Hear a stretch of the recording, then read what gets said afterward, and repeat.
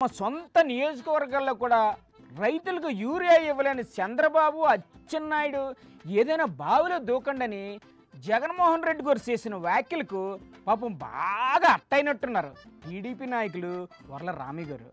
ఏటండి ఆ మాటలు? బావిలో దూకమండం ఏంటి? నిజంగా వాళ్ళు దూకితే ఎవరో రెస్పాన్సిబిలిటీ అని ఆవేదన వ్యక్తం చేస్తున్నారు. నమస్తే గురుగారు, చెప్పండి. కానీ మీరు మాట్లాడే మాట ఏటి మాట్లాడారు సార్? వెళ్ళి బావిలో దూకమని అంటాడు. అవునా? ఎవరిని బావిలో దూకమన్నారు సార్? చంద్రబాబు నాయుడు గారు, అచ్చెన్నాయుడు గారు, పవన్ కళ్యాణ్ గారు వెళ్ళి బావిలో దూకమను.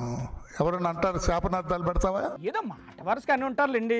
బావిలో దూకమంటే ఇంక వదిలేయండి సార్. బావిలో నేను అడుగుతున్నాను, అక్క చెల్లి మీరు చెప్పండి. ఏడు చెప్పమంటారు సార్ అక్క చెల్లెల్ని? అనొచ్చా బావిలో దూకండి వెళ్ళి? అంటే మాత్రం నిజంగా దూకెత్తారా ఏంటి? ఏమిటి శాపనార్థాలు? ఇలా పిల్లి శాపనార్థాలు పెట్టినట్టుంది, పిల్లి శాపాల్లాగా. ఇంక ఊరుకోండి సార్, అవన్నీ మనసులో పెట్టుకోకండి. ఎన్ని శాపనార్థాలు పెట్టినా నువ్వు ఎన్ని బావిలో దూకమని చంద్రబాబు నాయుడు గారిని, ఆయనే ముఖ్యమంత్రిగా ఉండి ఏమీ చేయలేకపోతున్నారు కాబట్టి బావిలో దూకమన్నారు. చంద్రబాబు గారిని బావిలో దూకమన్నాడు చూడు, పవన్ కళ్యాణ్ బావిలో దూకమన్నాడు, అచ్చెన్నాయుడు గారిని బావిలో దూకమని అతను అంటే నీకు ఎవరైనా ఓటేస్తారా? మీరేం భయపడిపోకండి సార్, వాళ్ళు ఎందులోనూ దూకరు.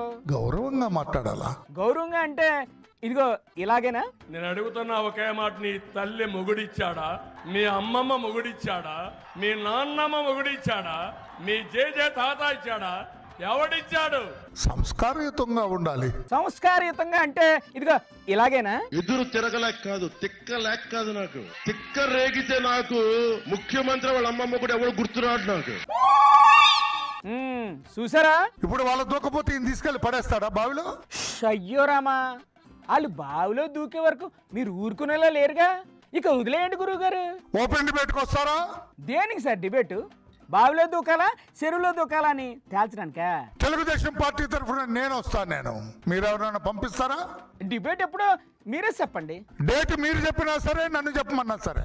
వాయబ్బో, టైం మీరు చెప్పినా సరే, నన్ను చెప్పమన్నా సరే. అబ్బబ్బబ్బబ్బా, రామయ్య గారు భలే కామెడీ చేసేస్తున్నారండి.